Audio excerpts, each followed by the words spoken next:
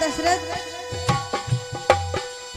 रहूं मैं घर में बैठा और बालक युद्ध में भेजो।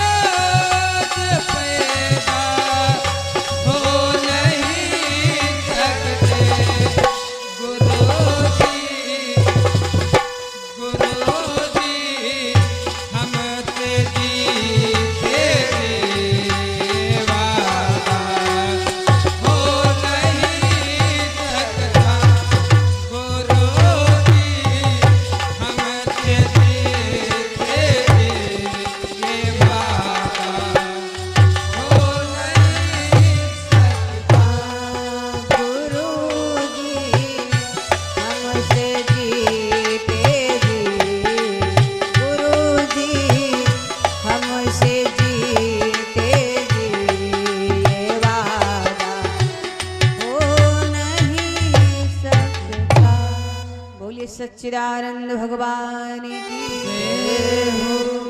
आज महाराज दशरथ कहने लगे, गुरुदेव कितनी भी आप लाख कोशिश कर लो लेकिन मैं अपने राम को तुम्हें नहीं दे सकता, और आप जो मन चाहे वो मांग लो। महाराज मैं सर्वस्व देने के लिए तैयार हूं लेकिन राम को नहीं दूंगा। विश्वामित्र जी ने कहा, मैं और कुछ लेने नहीं आया हूं, अगर मैं लेने आया हूं तो केवल भगवान को लेने आया हूं। लाओ तुम्हारे कहां है पुत्र, जिस समय इतनी बात कही डर भी रहे हैं महाराज दशरथ, इसलिए महाराज दशरथ ने क्या किया, लाकर के अपने चारों पुत्रों को महाराज विश्वामित्र जी के सामने डाल दिया। बाबा जी लिख रहे हैं, पुनि चरणन मेले सूत चारी,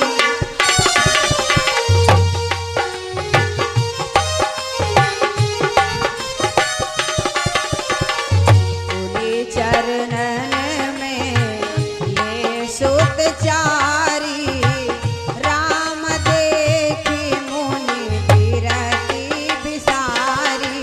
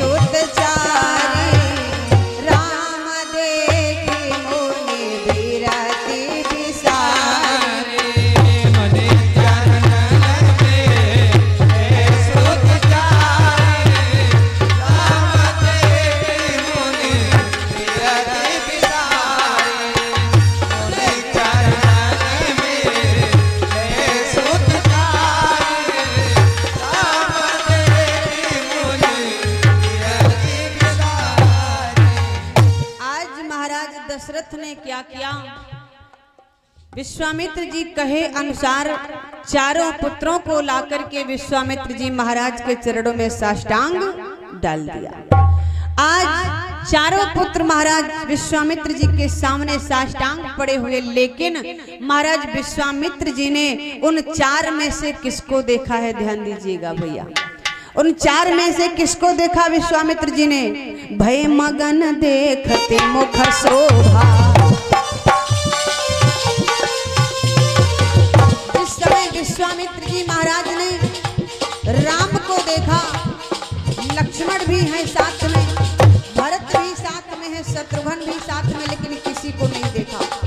देखा है तो केवल राम को देखा, और जब राम को देखा तो तुलसी बाबा ने लिख दिया क्या, भय मगन देखती मुख शोभा, भय मगन देखती मुख शोभा, जनि चकोर लगी करो अबोधा, जनि चकोर लगी करो अबोधा, जनि चकोर लगी करो अबोधा, जनि चकोर लगी करो अबोधा। आज विश्वामित्र जी महाराज ने देखा किसको, राम को, और जब राम को देखा तो गोस्वामी बाबा जी ने लिख दिया, क्या लिखा, जब राम को देखा तो विश्वामित्र जी महाराज चकोर पक्षी बन गए। भैया राम को देखा तो चकोर पक्षी बन गए। अब ध्यान दीजिएगा, यहाँ पर विश्वामित्र जी को चकोर पक्षी की उपाधि दी गई, क्यों, क्योंकि राम कौन है, राम कौन है, रामचंद्र, और चंद्र को कौन देखता है, चकोर पक्षी।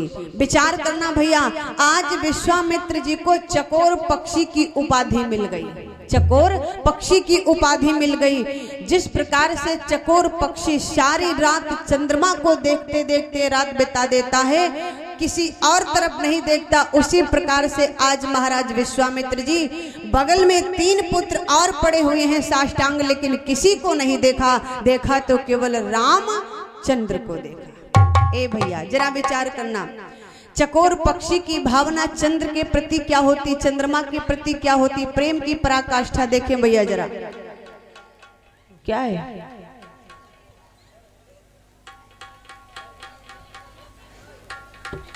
क्या है?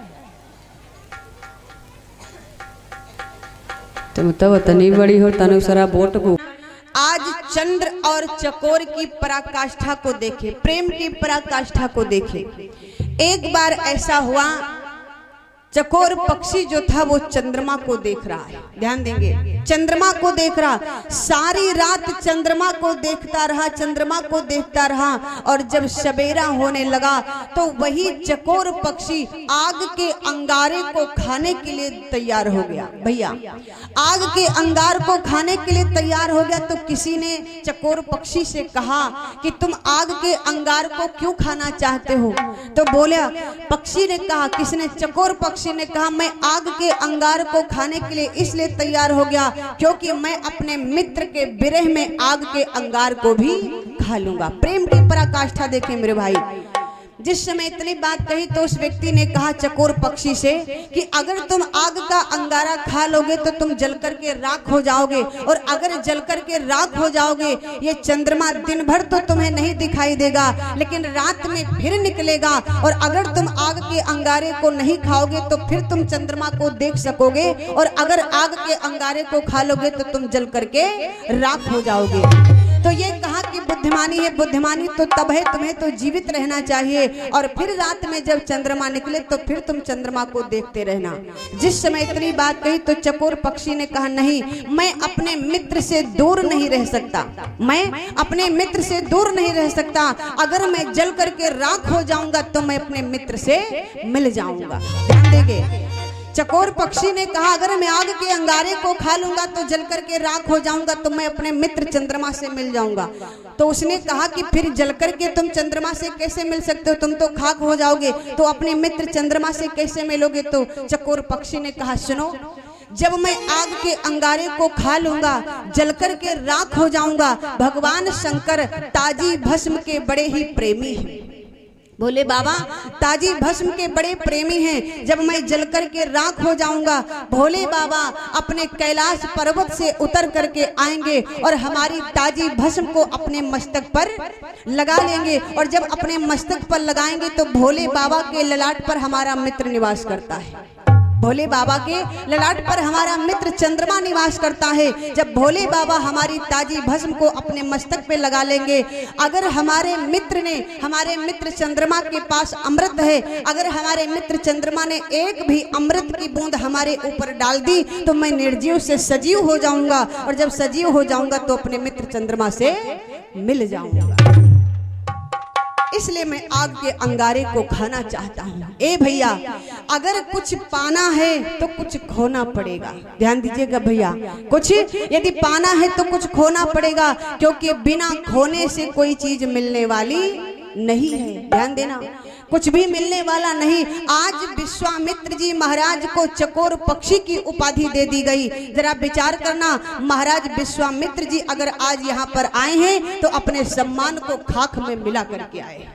भैया अपने सम्मान को खाक में मिला करके आए हैं। अब आप कहोगे कि सम्मान कैसे घट गया, सम्मान क्यों खाक में मिल गया? तो जरा ध्यान देना भैया, सम्मान कैसे खाक में मिला? पहले महाराज विश्वामित्र जी क्या थे, जरा ध्यान देना। बाबा जी ने संकेत किया, विश्वामित्र महामुनि ज्ञानी,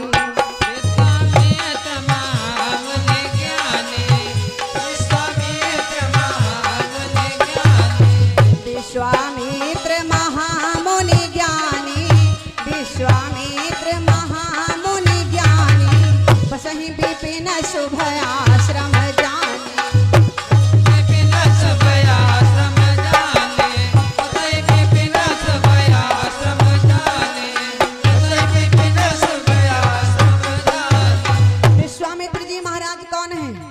महा है, मुनि है और ज्ञानी है। सम्मान पूरा है अभी कि नहीं पूरा है? पूरा है सम्मान ना विश्वामित्र जी का, लेकिन जब राम की तरफ बढ़े हैं तो सम्मान घटा। भैया विचार करना, कुछ पाने के लिए कुछ खोना पड़ता है। आगे चौपाई में तुलसी बाबा ने क्या लिखा, तब मुनि बर मन कीन विचार।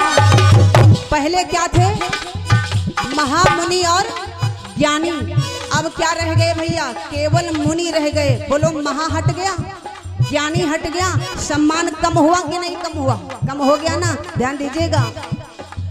तब मुनि बर मन कीन विचारा, प्रभु अवतर हरन मही भारा।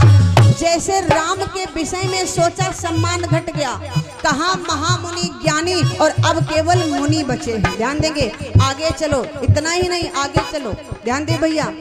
यहाँ पर मुनिबर है ना, तो मुनिबर है तो कहा, किसी ने पूछा कि अगर बाबा के आगे बर लगा है और बर माने श्रेष्ठ होता है, बर माने श्रेष्ठ होता है, तो बर लगा तो है, लेकिन अब तो बर पीछे हो गया और पहले बर आगे था। पहले तो भारी श्रेष्ठता थी, महामुनि ज्ञानी थे, लेकिन अब केवल मुनिबर रह गए। महा भी हट गया और ज्ञानी भी हट गया, मात्र मुनिबर रह गए। इतना ही नहीं, और जब चले हैं राम की तरफ, तब सुनो क्या हुआ। मुनि आगमन सुना जब राजा। अब बोलो, पहले तो भला मुनिबर रहे, लेकिन अब तो खाली मुनि रह गए। भैया खाली मुनि रह गए, बोलो सम्मान घटा कि नहीं घटा, घट गया। मुनि आगमन सुना जब राजा, और मिलन गयो लय विप्र समान। केवल मुनि बचे हैं। आगे सुनो, जब विश्वामित्र जी महाराज ने राजा दशरथ से कहा मुझे अपने राम को दे दो, तो महाराज दशरथ ने क्या कहा, चौथे पन पायो सुत चारी। ध्यान दे भैया, चौथे पन पायो सुत चारी, विप्र वचन नहीं कहो बिचारी।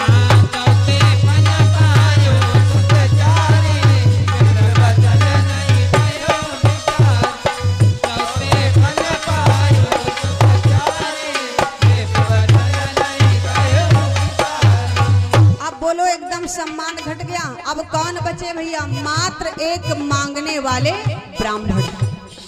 बोलो, ब्राह्मण ही तो बचे। विप्र, विप्र माने ब्राह्मण। पहले क्या थे, महामुनि ज्ञानी, उसके बाद में सम्मान घटा तो क्या रह गए, मुनिबर, और फिर सम्मान घटा तो क्या बचे, मुनि, और अब इतना सम्मान घटा कि मांगने वाले ब्राह्मण हो गए। बोलो भैया, अगर परमात्मा की तरफ बढ़ेंगे तो कुछ घटेगा भैया, कुछ पाने के लिए कुछ खोना पड़ेगा।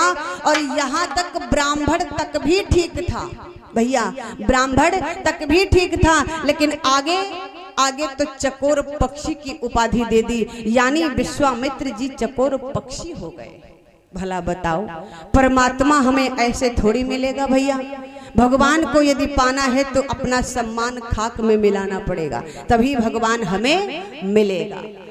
आज महाराज विश्वामित्र जी केवल राम को देखते हैं, और 3 पुत्र और पड़े महाराज दशरथ के, किसी की तरफ नहीं देखा। अब तो राजा दशरथ समझ गए क्या, कि हमें लग रहा है कि मुझे राम का सुख नहीं मिलेगा, मुझे राम का सुख नहीं मिलेगा। इधर हुआ क्या, भगवान राम ने राम को बुलाया। किसने, विश्वामित्र जी ने राम को बुलाया, और राम को बुला करके अपने हृदय से लगा लिया। और जिस समय चंद्र को हृदय से लगाया, भगवान रामचंद्र को हृदय से लगाया, हृदय में अधिक शांति पहुंच गई। महाराज विश्वामित्र जी ने राम को अपनी दाहिनी ओर बिठा लिया। ध्यान दीजिएगा, राम को दाहिनी ओर बिठा लिया। अब जब राम को दाहिनी ओर बिठा लिया तो 3 और पुत्र हैं महाराज दशरथ के, लक्ष्मण, भरत, शत्रुघ्न। अब भरत देख रहे हैं भगवान राम की तरफ, लक्ष्मण देख रहे हैं, शत्रुघ्न देख रहे हैं। तो राम ने भरत की ओर इशारा किया, भैया हमारे तुम्हारे बीच में कोई मतभेद न रह जाए, हमारे आपके बीच में किसी प्रकार का कोई मनभेद मतभेद कुछ भी न रह जाए, इसलिए एक तरफ मैं बैठ गया हूं तो दूसरी तरफ आकर के तुम बैठ जाओ। इशारा कर दिया भरत को। भरत आकर के विश्वामित्र जी की बाईं तरफ बैठ गए। और जब बाईं तरफ बैठे तो अब लक्ष्मण ने विचार किया हमें सोचने की जरूरत नहीं है। लक्ष्मण आकर के राम के बगल में खड़े हो गए। तो शत्रुघ्न ने विचार किया अब तो हमें भी सोचने की जरूरत नहीं है। शत्रुघ्न आकर के भरत के बगल में खड़े हो गए भैया। और जिस समय भरत के बगल में खड़े, अब विश्वामित्र जी मांगने तो राम को आए थे, ध्यान दीजिएगा, मांगने राम को आए थे, लेकिन देखा यहाँ तो स्थिति ही बदल गई। स्थिति बदल गई। राम को मांगने में राम को आया था, लेकिन मैं क्या देख रहा हूँ कि राम से जो इनका छोटा भाई वो इनके पास में खड़ा। इसका मतलब ये संकेत मिल रहा है कि जहाँ राम जाएंगे वहां इनका ये छोटा भाई भी जाएगा। राम अकेले नहीं जाएंगे। तो विश्वामित्र जी महाराज लक्ष्मण का नाम नहीं जानते भैया, ध्यान दीजिएगा, लक्ष्मण का नाम नहीं जानते। अगर नाम जानते होते तो नाम से संबोधित करते, इसलिए नाम नहीं जानते हैं। तो क्या लिखा तुलसी बाबा ने और विश्वामित्र जी ने महाराज दशरथ से क्या कहा, सुनो राजन, अभी तक तो हम राम ही को मांगने आए थे, लेकिन मुझे लग रहा है कि राम हमारे साथ अकेले नहीं जा सकते, इसलिए अनुज समेत देहु रघुनाथ।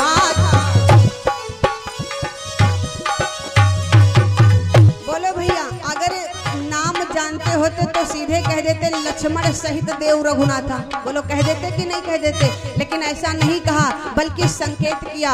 अनुज माने छोटा भाई, अनुज माने छोटा भाई। आज सोच रहे महाराज विश्वामित्र जी की ये राम बड़े और राम से ये छोटा, इसलिए अनुज ही हुआ। तो क्या कहा, अनुज समेत देहु रघुनाथा। हे राजन, अनुज समेत देहु रघुनाथा, निश्चर बध मैं हो बसना था, निश्चर बध मैं हो बसना था, निश्चर बध मैं हो बसना था, निश्चर बध मैं हो बसना था, निश्चर बध मैं हो बसना था। आज मुझे राम के साथ अपने इस छोटे पुत्र को भी दे दो, राम के अनुज को भी दे दो, छोटे भाई को भी दे दो।